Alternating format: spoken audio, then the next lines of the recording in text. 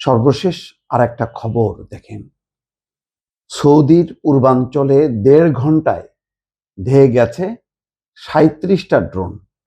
সবগুলো ধ্বংসর দাবি করছে রিয়াদ। এখন এই ৩৭টা ড্রোন কোথা থেকে আসলো, কারা ফেরাচ্ছে?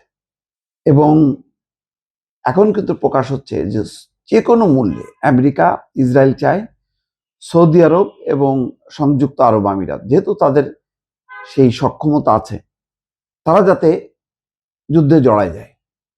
যুদ্ধে জড়ায় গেলে আস্তে করে আমেরিকার পিছনে সরে যাবে। যেমন ইসরায়েলকে ১ সপ্তাহ সময় বেঁধে দিছে যে ১ সপ্তাহের মধ্যে যুদ্ধ শেষ করো। ইসরায়েলের পক্ষে তো সম্ভব না। ইসরায়েলের মধ্যপ্রাচ্যে আর কোনো সরাসরি এমন কোনো দেশ নেই যে ইরানের সঙ্গে যুদ্ধে জড়াবে। ইরান একটা কৌশল নিছে যে আমি মধ্যপ্রাচ্যে বিভিন্ন দেশে হামলা চালাচ্ছি, আমেরিকা স্থাপনা যদি বন্ধ হয়ে যায়, সেখান থেকে যদি হামলা না আসে, তাহলে আমি হামলা করব না। এটা একটা খুব প্রবল যুক্তি। এখন আমেরিকা যদি মধ্যপ্রাচ্যে তার প্রতিবেশী দেশগুলোকে যদি এনগেজ না করতে পারে, তাহলে এক ইসরায়েলের উপর ভর করে কতদিন চালাবে? এটা সম্ভব না। শত শত কোটি ডলার তার প্রতিদিন খরচ হচ্ছে। এটা আমেরিকার অর্থনীতির উপরও চাপ পড়ছে এবং ইতিমধ্যে হোয়াইট হাউস থেকে শুরু করে পেন্টাগন, মার্কিন নীতি নির্ধারকরা কিন্তু বিভক্ত হয়ে গেছে যে তারা এত লম্বা সময় ধরে যুদ্ধ চালাতে চায় না। তো এখন তারা শেষ করতে চায়। শেষ করার আগে তারা যদি আঞ্চলিক দেশগুলোকে যদি যুদ্ধে জড়ায় ফেলতে পারে, তাহলে আমেরিকা বেঁচে গেল, যে তারা যুদ্ধ করে মরুক। সেই কারণে এই যে ৩৭টা ১.৫ ঘন্টায় ৩৭টা ড্রোন ঢেয়ে গেছে, এই ড্রোনগুলি কোথা থেকে হয়েছে সৌদি প্রতিরক্ষা মন্ত্রণালয় জানায়নি।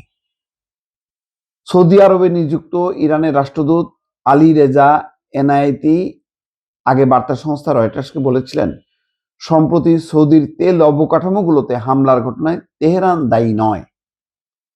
আলী রেজা এনায়েতি বলেন, এসব হামলার জন্য ইরান দায়ী নয়, আর ইরান যদি এসব হামলা চালাতো তবে তা অবশ্যই ঘোষণা দিত।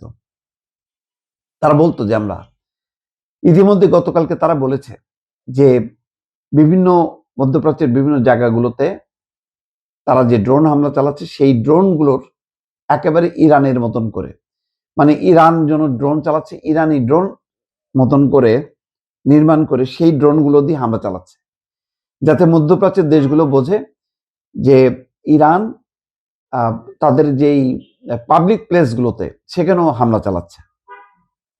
ইরান বলছে এই সমস্ত ড্রোন আমাদের না, এবং ঘন্টায় ৩৭টা ড্রোন যে উড়ে গেল পূর্বাঞ্চলে ১.৫ ঘন্টায়, এইটা বলছে ইরান বলছে যে এটা আমাদের না। আমরা যদি এ করতাম তাহলে আমরা বলতাম যে পাবলিক সরে যাও, আমরা সৌদি আরবের অমুক অমুক মার্কিন জায়গায় আমরা হামলা করব, এমন কিন্তু তারা ঘোষণা দেয়নি।